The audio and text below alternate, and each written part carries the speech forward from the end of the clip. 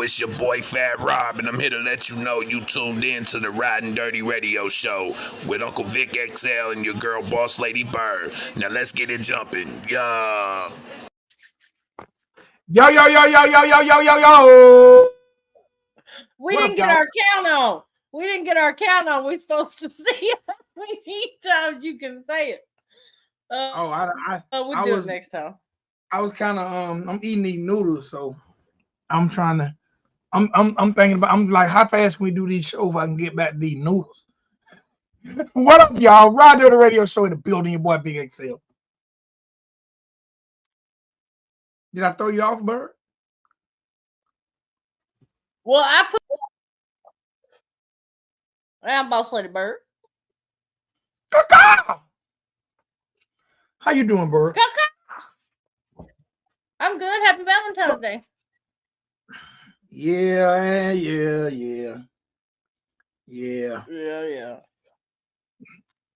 I'm waiting for March 14th. I was about to say it for you. I know you're more excited about March 14th. It's all right. I got my eye on a certain ribeye right now. Fellas, I know y'all done spent all your little hard-earned money. You done bought all the little cute stuff and all the stuff your old lady gonna throw in the trash. Because that's where most of the stuff goes for Valentine, in the trash. Fellas, right now, the Ridin Durty radio show, we proudly support March 14th. Fellas and ladies. Yeah. Fellas and ladies. March 14th. I know a lot of you are sitting back wondering, what is March 14th? March 14th is Steak and BJ Day. It's actually it ain't like nationally recognized, but if you Google it, you will see that it is real. Steak and BJ Day. Y'all get your Google. Now, have you heard about Gallentines? I don't think so. What is Gallentines? Huh? I don't think I've heard of that one. What is that? You literally have never heard the term Gallentine. I don't think so. Hold on, I'm gonna get you a definition. That way. Yeah, I'm out of the loop on that one. You should be. You shouldn't want to be in the loop on this one. Let me get. Is that like a LGBTQ Valentine's or something? Gallentine Day. See, I don't want to from the meaning of Gallentine Day. You ready? All right.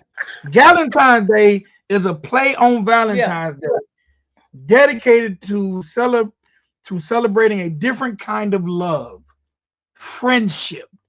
The unofficial holiday falls actually on February 13th, the day before Valentine's, and encourages women to get together with their female friends and honor the power of female friendship.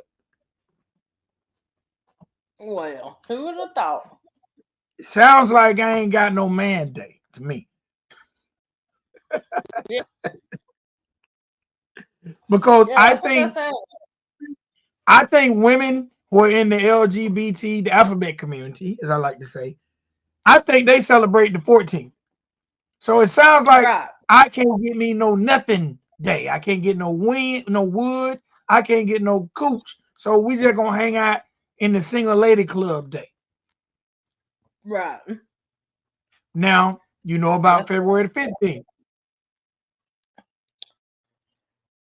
You know about February the 15th? Chocolates on sale. That right, February 15th.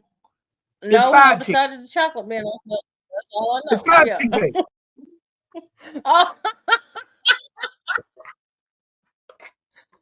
That's wild. Or sneaky link. Or side do whatever you call your side piece. Sneaky link. That's February the 15th. And listen, when you be thinking that, he said his phone died at work and he left it in his locker, but then he show up with a bunch of shit, and you think, oh, he really loved me, girl. He got me 2 boxes of chocolate, 2 big old stuffed animals. That's because they got it for 50% off. Like Bird said, the chocolates is on sale. Listen, man, your sneaky link, your side dude, your side chick, they woke up at 7:30 for they can hit the Walmart at 8 because they know everything got marked down and they really hooked you up. So we got February the 13th, Gallentine Day, which is for all the ladies who ain't got no lady nor no man in their life. Then we got the 14th, which is spend your hard-earned money and you might get lucky and get some. And then we got the 15th, Sneaky Link Day. So if you don't get your gift to the 15th, well, you know what? I'm not getting my gift till this weekend. So, but it's not because of any issue other than work reasons. You know what I'm saying? Because my wife tried to give me my stuff, but I like, you can't give me my stuff, so you just hold it. Right. So, all right, Bert, we got a movie. Oh, shout out! Let me say this real quick. There's a movie dropping this weekend that I'm definitely going to the movie theater to see. Bert, if you get a chance, the Bob Marley movie. Are you interested in seeing that?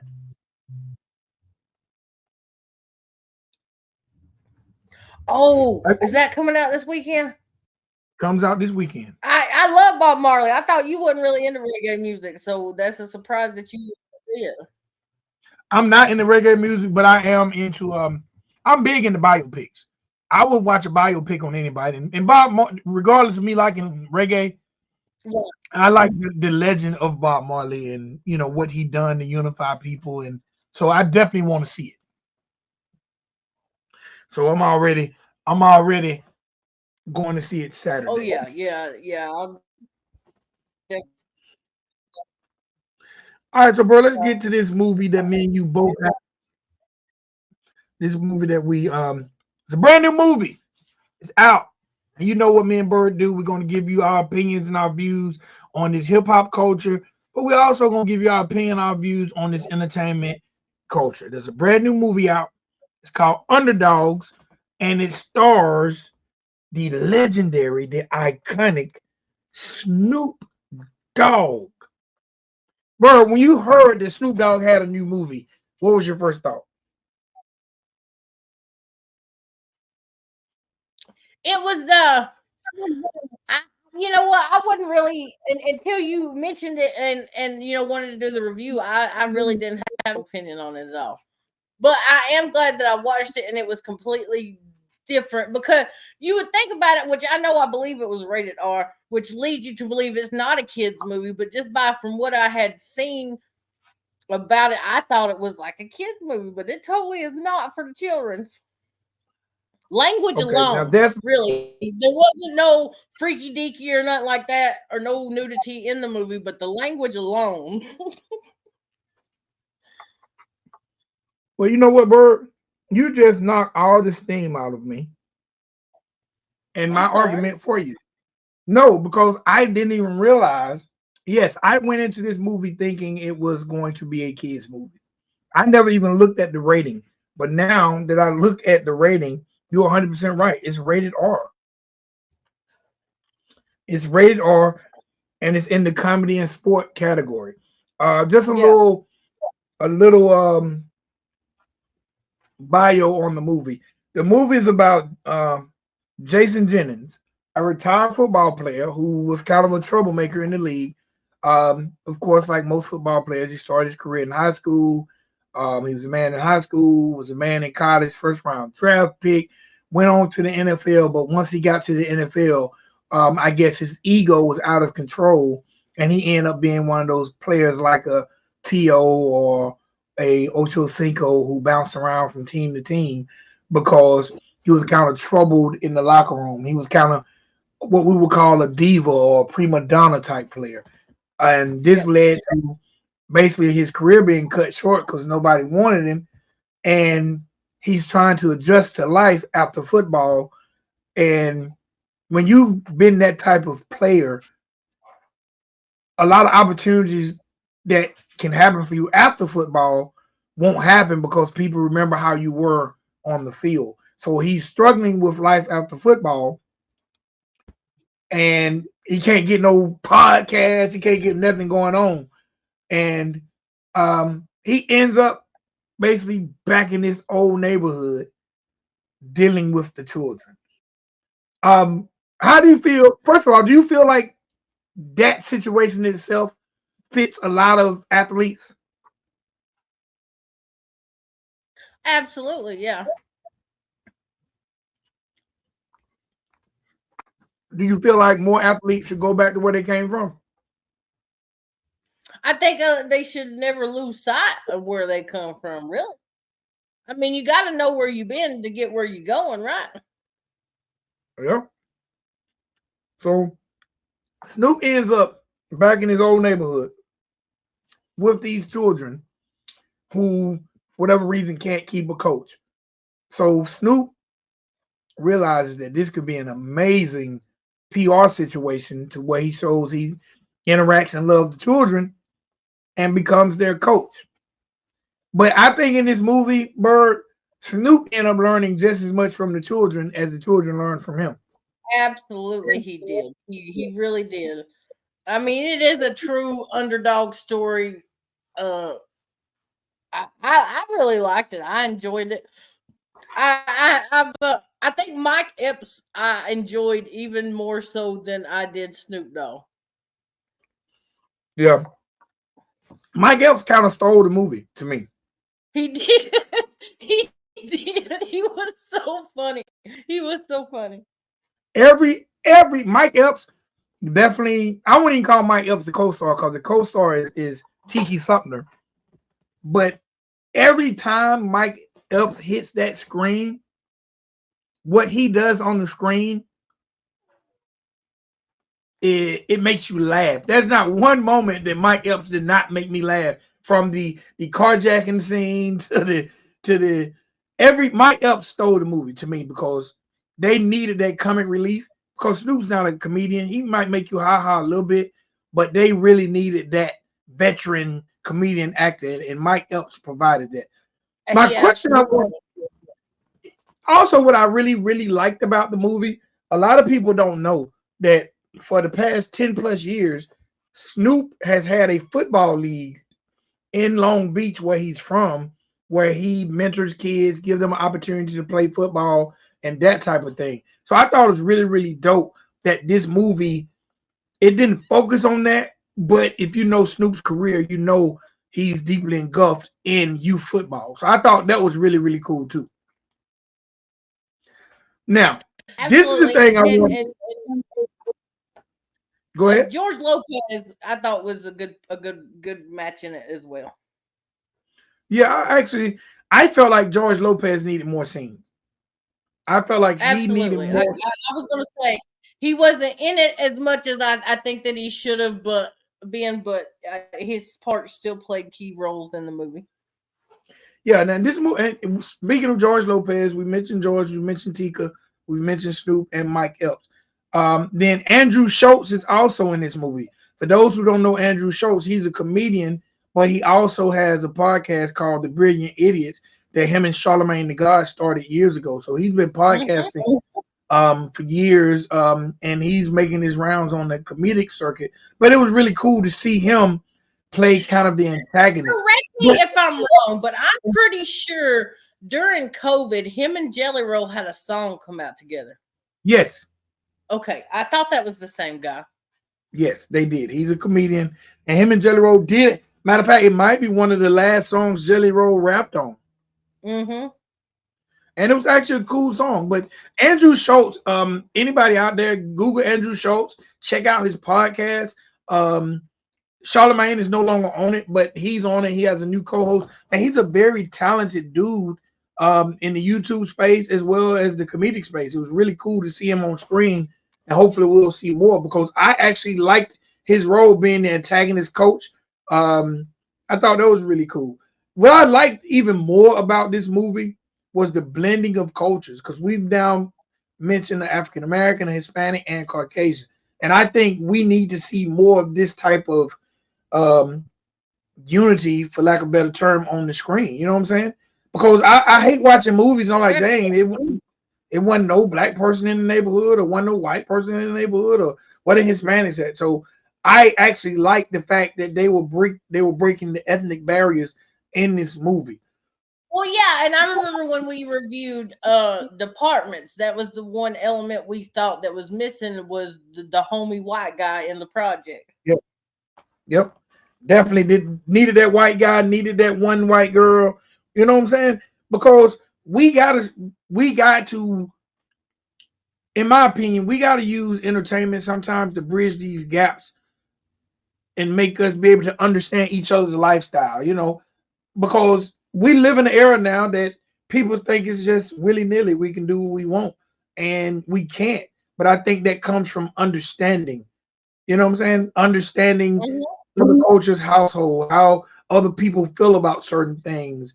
You know what I'm saying? So I think this movie also is groundbreaking in that, because you got to see that chemistry on screen from a George Lopez and a Snoop, from a Snoop and an Andrew Schultz. It was a lot of things in this movie that I think people can take from it. But let me tell you the one thing I took from it that I didn't like. I did not like the language in this movie, Bird. And I know it's rated R. I didn't know it was rated R till you said it. I completely disagreed with the language, with it being so many children. There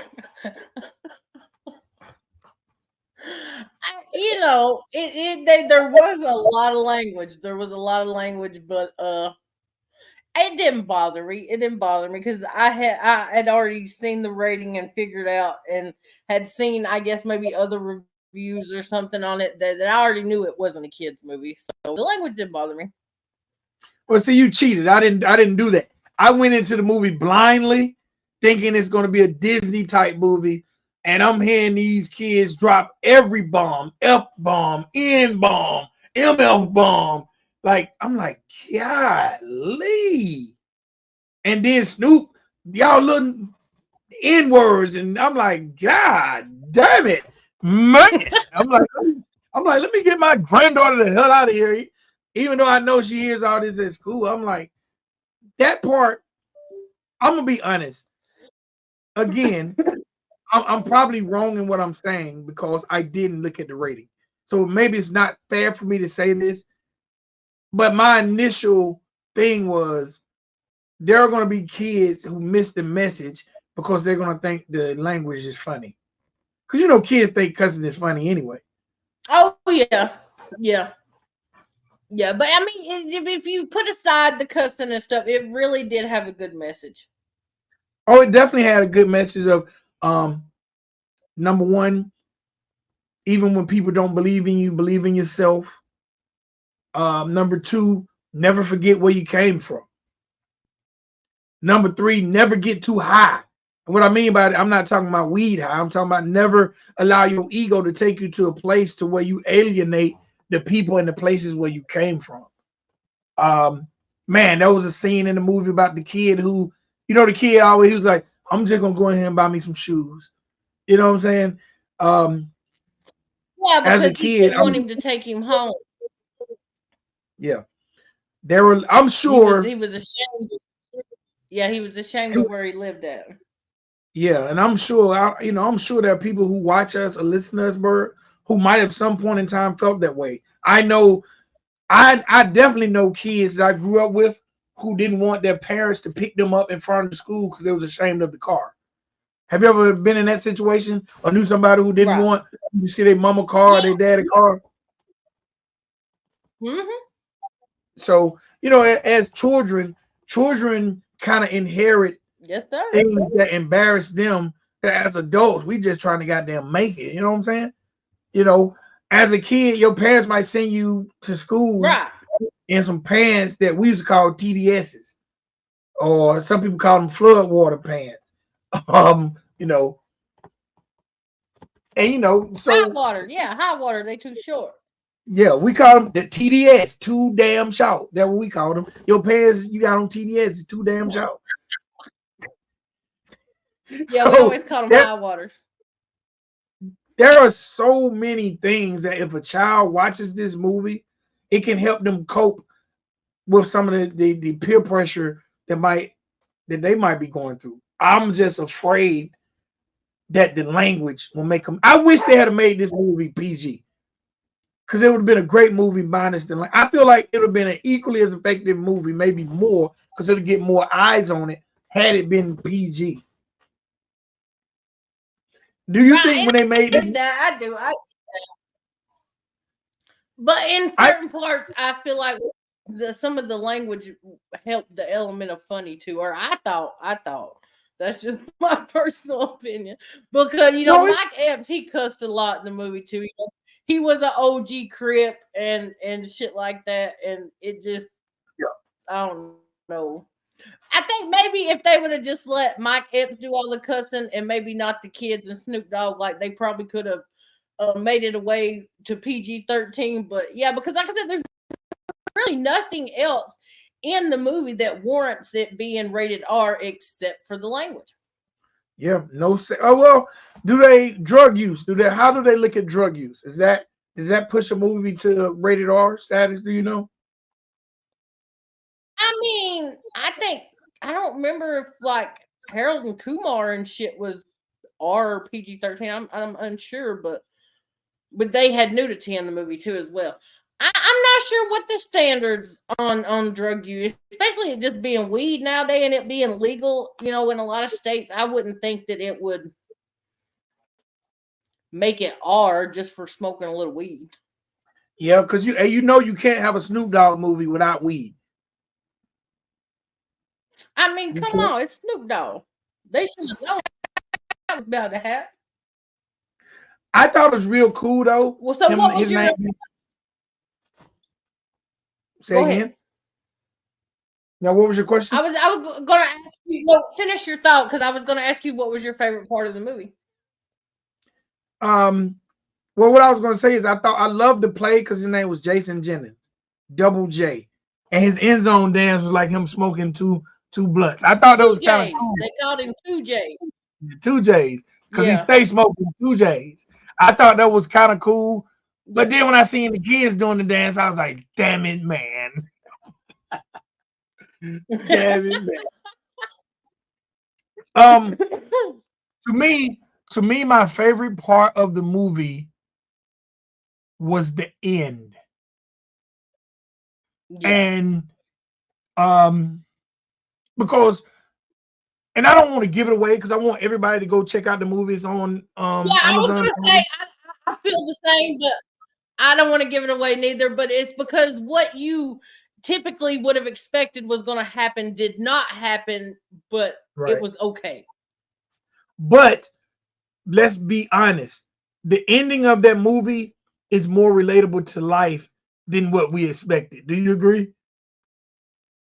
Oh, absolutely. Absolutely. Absolutely. I like the part too, and I have a feeling that that's what it was. Because I was like, man, you would think that they would have a member on the team like that, and I'm trying really hard not to spoil it. But when the because I love how he give them all nicknames, and he upgraded their jerseys, their swag and shit. But when the character Ghost helmet fell off, like I knew it. You know what I'm saying? Like I knew that it was what it was when Ghost's helmet come off, and that was one of my favorite parts. You know what's funny? I missed that part. I mean, no, I didn't miss it. I never paid attention to the helmet until it fell off. I was like, dang, that's why he called him Ghost because.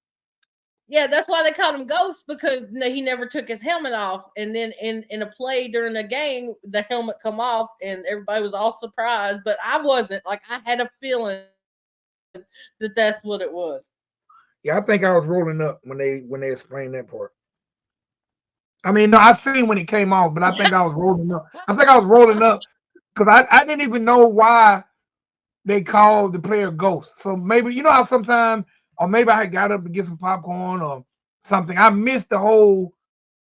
I knew the person's name was Ghost, but I missed why they were called Ghost. But I actually really respected that, and that's another element. They definitely tried to cover all the elements of society in this movie. They crammed it in there, and not only did they cram it in there, they crammed it in there Yeah. in a successful. It was successful. It wasn't like overkill. You know what I'm saying? They gave us all the elements of a sports movie without it Right. seeming overkill. Then they added the typical Snoop Dogg smoking stuff. Yeah, because They even gave Snoop Dogg a love it. yeah, they did. And then you had also one of the kids that was my favorite was the little kid who was really smart and was supposed to be in some kind of math club. And that's what he portrayed at home because he didn't want his parents to know that he was playing football instead. But that turned out okay too. The two things that was missing to me, but it's only an hour and a half movie, so you can't get everything. There was too many goddamn kids on this team and not enough parents. Number one, there was. You're right. Like you're right. Like I'm like, what in the hell? I mean, I guess they can't give every parent a speaking role, but you technically didn't have but 3 people who appeared to be parents, and that one person I don't even know who her child was. I need to go back and figure out who her child was. The lady that was the friend. I don't even remember the lady with the afro-ish. Yes. Blonde hair. Yes. Her kid was the one that was really into Game of Thrones with the glasses. Okay. All right. Okay. I must have been rolling up at that time too. But I wish they could have. I wish they could have more interaction with the kids. So what? How much did you smoke in an hour and a half? I said, how much did you smoke in an hour and a half? That's 2 roll-ups. That's 2. No. Well, maybe no. You know, we just smoke a little something. You know, like not. I probably get it. You had to go pee. You had to get. Yes. You know, yeah. Right. Number one. I'm sure you had to get a little pee, get a beverage. I get it. I'm just picking at you. I'm gonna be honest. My wife is spoiled, so you know. Can you get it, baby? Can you get another drink? Can you put this out? You know what I'm saying? So I'm constantly mean mugging her, like, are you straight now if I can sit down? You know, but yeah, you're a good man. Like a little half Now so I'm still in the dating phase. My mama said, do you gotta the way you gonna start out, how you gonna hold out. So I done a lot of stuff trying to get her, and now I gotta continue to do it. And I'm like, damn it, man. Damn it, man. Yeah. Bam. So, but again, the only thing I didn't like about the movie, the only thing I did not like, well, let me go back to my parents scene. And the only reason I feel the way I feel about we needed to see more parents. There are a lot of people who feel like in urban culture or the hood, there's a lack of parental support, especially from fathers. And I wish I could have seen that portrayed a little bit on the screen. I know we can't incorporate every child's parent, but it would have been a little cooler to see at least one father that was kind of involved with some of these kids. And again, it's only a movie, but if you have an opportunity to smother out a stereotype, let's do it. And my least favorite scene was the alcohol scene. The alcohol scene, I did not like that one. Oh, where they got drunk in the pool. Yeah, that was weird. I feel like they could have replaced that thing with something else. Yeah, I did not. I thought that scene was so unnecessary. So unnecessary. But other than that, man, my favorite scene, like I said, was the end. I'm not going to give it away because I do want y'all to go watch the movie. My least favorite scene was the alcohol scene. They could have, the cursing was okay had they kept it just between the adults. And other than that, I love the unity in the movie with the cultures.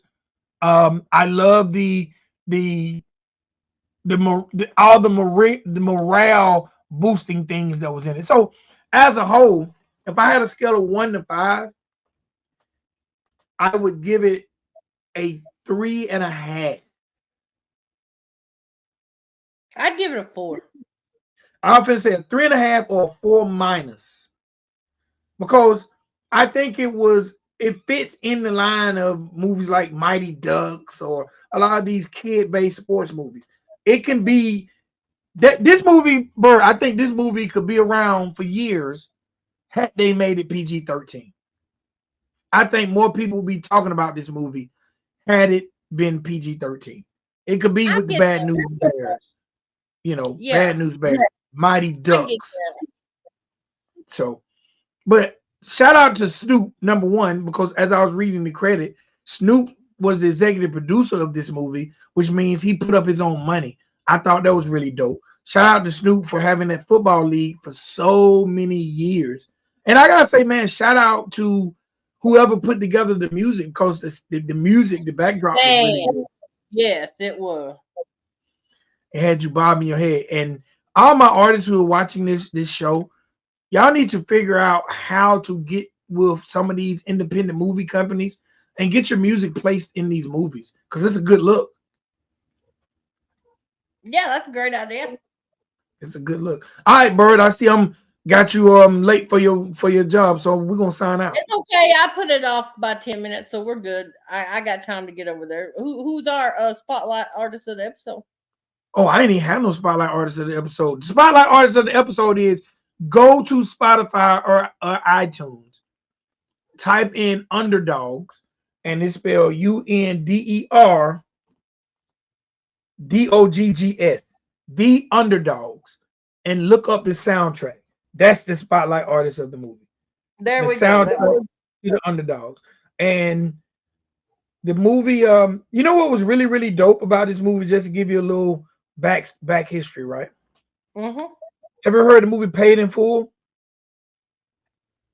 I've heard of it. I'm not sure if I've seen it. If I have, it's been a while. You've heard of Drumline? Yeah. You heard of Uncle Drew? Yeah. Mr. 3000? Mm-hmm. The TLC story, Crazy Sexy Cool? Mm-hmm. The producer who produced those movies produced Underdogs. Oh, well, that's really cool. He goes by the name of Charles Stone. Well, Charles, I heard Dallas Austin say that if you want to, never mind. Let me not say that because it's gonna sound weird. Never mind.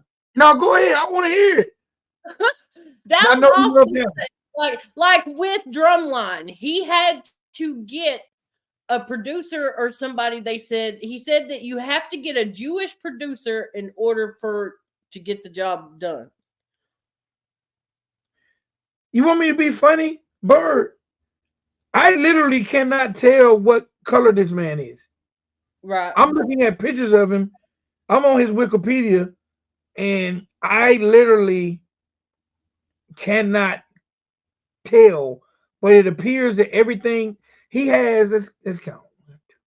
If he produced Drumline, he's definitely Jewish because Dallas Austin told the story about getting that movie. It took a lot to get that movie out there. It took a He lot to also get out there. he also done a movie called Leela and Eve. I remember that movie. I skipped it because I don't know if you remember it. And he actually done a movie called Stepsisters that I think is on Netflix. Stepsisters is Mm-hmm. really, really dope. It's about sororities, like African American sororities. Mm-hmm. But it's a Caucasian who's trying to get into the sorority, and they don't. It's kind of like reverse racism. They won't let her in, and one of the girls embraces her and teaches her about the culture. So the movies he make, he likes to touch on stuff like that. And man, his television work is even bigger. He helped produce the TV show Friday Night Lights, Lincoln Heights, Greenleaf, Blackish, Mix-ish, Keenan, Naomi. But you know what his biggest claim to fame is, Bird? What's that? What's up? Really? He created the What's Up campaign for Budweiser. Well. But yeah, Charles Stone III. He looks like he's either biracial or super tan. I can't really tell. It depends on what he got on that day. But hey, man, all y'all out there, y'all get an opportunity. Please check out the Underdogs, starring Snoop Dogg, Tiki Sumner, Mike Epps, Candy Burris makes an appearance, as well as George Lopez. And check out the soundtrack. Yeah, I looked up a few songs off of it last night. I really liked it. Yeah, I was Shazamming it because I hadn't heard of the artist, but the beats were banging. I'm Shazamming each artist. Like, okay.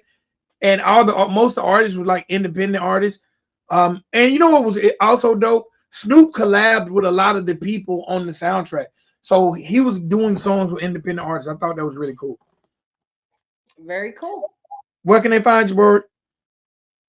You can find me right here on YouTube, Boss Lady Bird. You can find me on IG, Bird420, and you can get me on the TikTok at Boss Lady Bird 85. All right, and you guys can find me everywhere. Ridin Durty Radio, RIDINDURTYRADIO.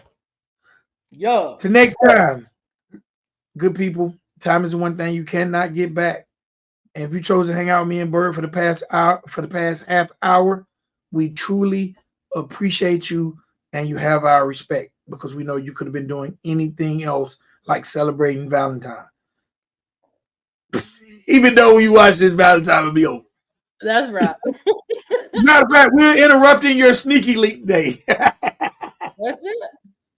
All right, Bird. Till next time, Bird. It's always an honor and pleasure to work with you and hear your voice. Yes, sir. You too. Peace. We out. Vic, your crazy cousin Hellbilly coming to you. Getting ready to grab me 2 beers and come watch the best show on the YouTube. That'd be Ridin Durty Radio with Big Vic and Boss Lady Bird. Much respect, y'all. Keep killing it in 2024.